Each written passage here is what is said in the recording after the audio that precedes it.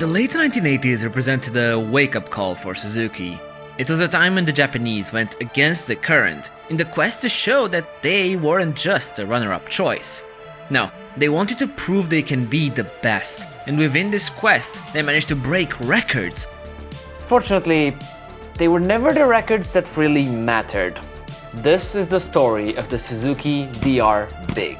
In order to understand how crazy their approach was, you have to understand the time period. Back then, the Dakar was the most important race of all, the king of the hill. And almost unanimously, every manufacturer had settled down on using twin motorcycles. It was a time when outright speed was of essence, and others had learned this the hard way. Yamaha kept trying to win with their upgraded single-cylinder bikes for ages, yet nothing was working. It was clear, a single cylinder was no longer enough to take the desert crown. The problem is, I don't think Suzuki got that memo. The DR Big was a huge departure from their old DR 500 rally bike. Sure, that one had brought them a third place in the rally, but they never climbed any higher. Common sense would have dictated Suzuki to develop a new twin platform for their racing ambitions. And in 1988, they released their Dakar prototype, and it looked nothing like the machines the others were building. Indeed, the cubic capacity of the Suzuki was in the 700 to 800cc range, which was pretty standard. Where Suzuki took a 180-degree turn was, this bike was not a twin, it still sported one single cylinder. And at first glance, yeah, it was kinda stupid. I mean, even from their launch, Suzuki was 10 horsepower down on their contenders right from the get-go. But here is where they took a wildly different approach. You see, because they only used a single-cylinder engine, their DR Big was actually not that big. Okay, it was huge in size, but not in weight, coming in almost 25 kilos lighter than its competitors. Suddenly, that horsepower difference doesn't sound that devastating. And to put it into perspective, they managed to squeeze 67 horses with a dry weight of just 152 kilograms. That's insane, it's closer to a modern rally bike than to its period-correct rivals. But the Japanese didn't stop there, because Suzuki didn't just want to match its competition, they wanted to make sure they could beat them. And their secret was in the design department. Their engineers put a big emphasis on the aerodynamics of the motorcycle, in a time when aero was pretty much disconsidered completely, with only a few exceptions. And that's how the famous beak design was born. Its purpose was to direct the air over the rider and make the motorcycle more slippery at high speeds. And this aerodynamic gamble? It paid off, because in spite of its power disadvantage, the DR Big could more than keep up with its competition. And not just that, when it got to the slow stuff, it carried 25 less kilos. In a way, this was a silent assassin. That's how it got its nickname of the Desert Express, or Dr. Big, a nickname that would become engraved in the adventure world. But here's the thing. In racing, a new revolutionary bike without someone to tame it is pretty worthless. And Suzuki knew that, so they co-opted one of rallying's grandest characters, Gaston Rahier. Born in 1947, Gaston carried a huge reputation on his shoulders. But those shoulders weren't very high. And I'm not joking, he was only 163 centimeters tall. If you didn't know him, you'd give him no chance of riding the huge machines of the 80s and 90s. But once his leg was over these beasts, he would smoke everyone and leave them trailing in the dust. And his background was deeply tied with Suzuki. In his early career, for 3 years in a row, he had taken the Japanese manufacturer to the top step of the podium in the 125cc class of the FIM Motocross World Championships. In doing so, he kickstarted a long winning streak for Suzuki. This is arguably where their off-road pedigree started, with Gaston.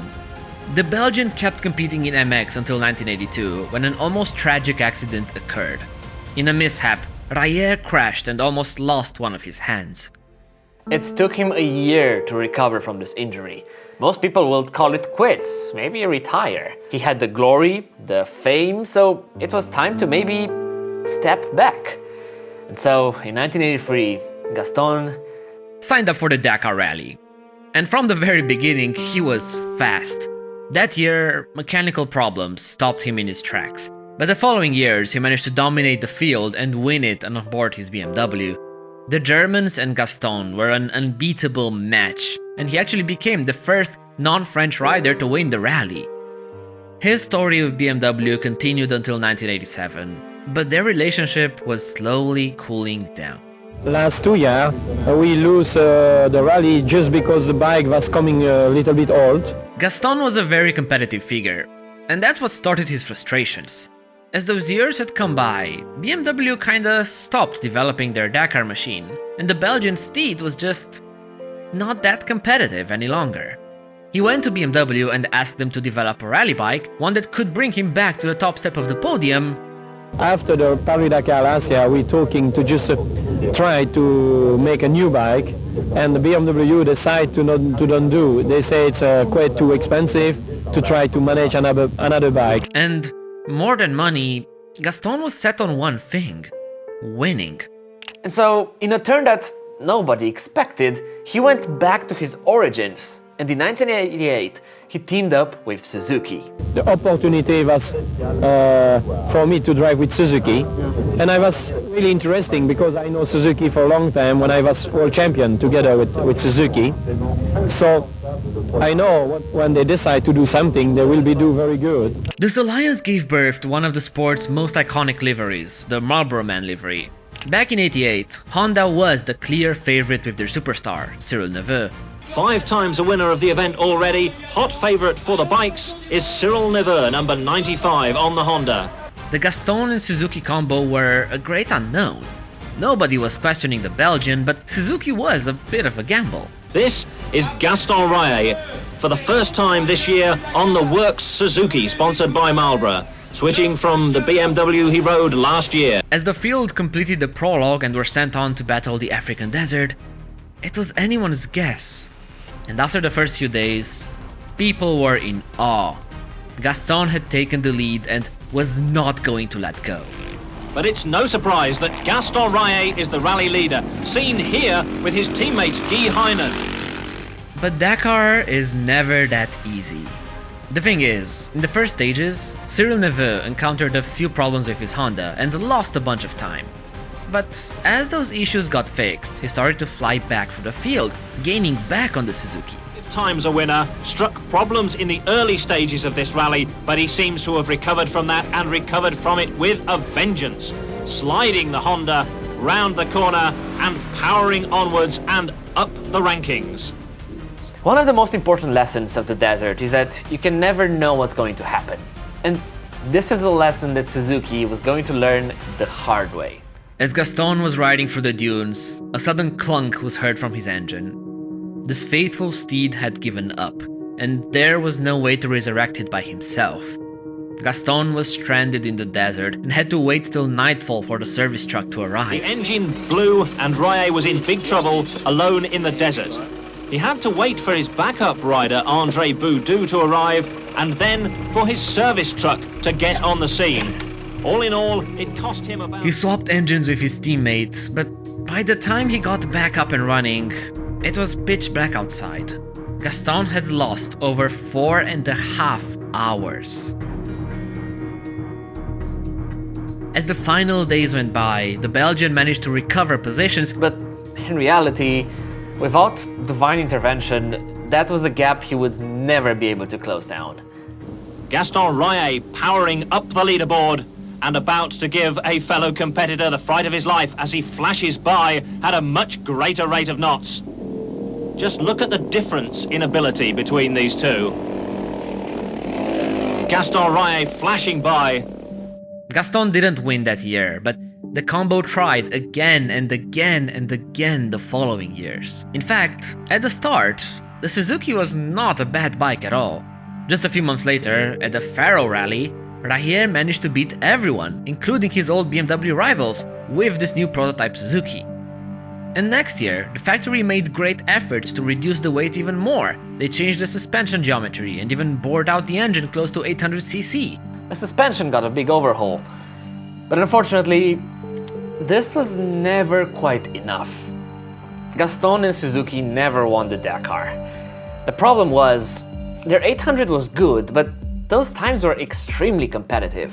You have to realize, Dakar was the king of all races, the one trophy all manufacturers were gunning for, so advancements happened at a rapid pace. Plus, it's a risky race, one that involves luck as well. A lot of stars have to align for someone to win, and unfortunately, Gaston and Suzuki's never quite lined up. Even the best can get lost on occasions. Double winner Gaston Rahier checks his compass and his rolling road book before he gets back in the saddle. 1991 was his last year at the rally. Gaston was already 44 by that time. And while in racing, other than the livery, the DR Big tends to be forgotten. When it comes to the production bike, it left a deep mark on the motorcycling industry. Thing is, I would argue this bike shaped the way modern adventure bikes look. After seeing the popularity such machines from BMW and Yamaha were gaining in the hands of common people, Suzuki's European marketing and sales director spearheaded the idea to bring the DR Big to the public.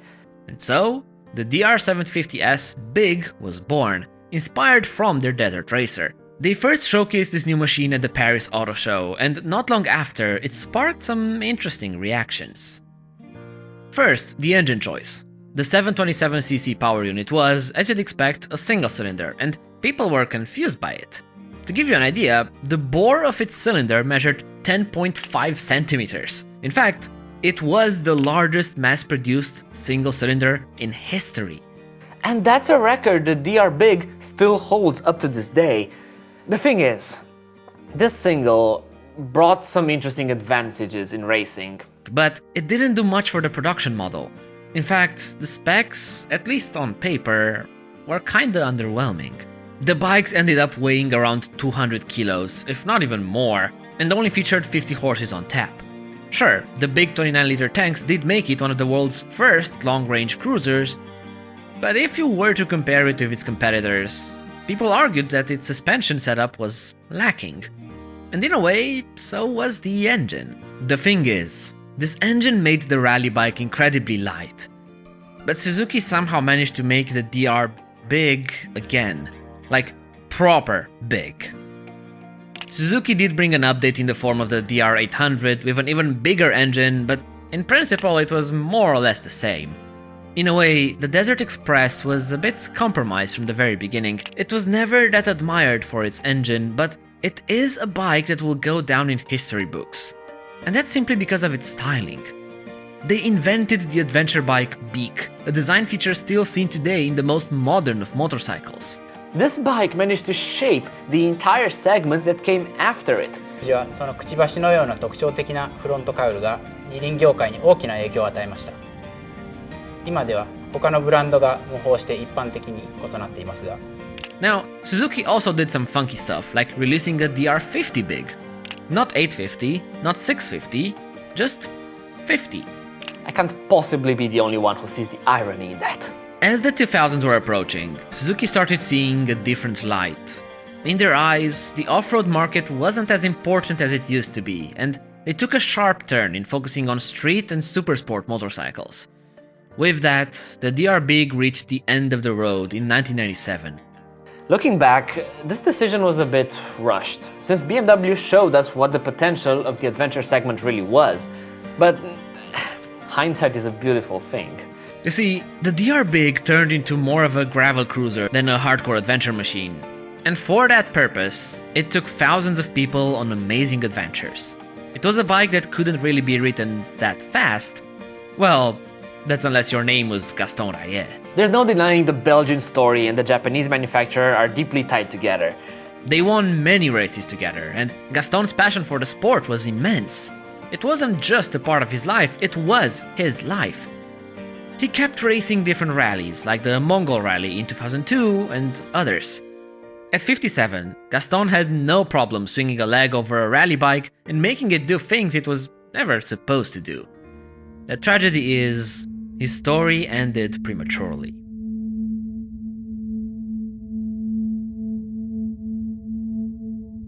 In 2005, Gaston Rahier lost the battle with illness.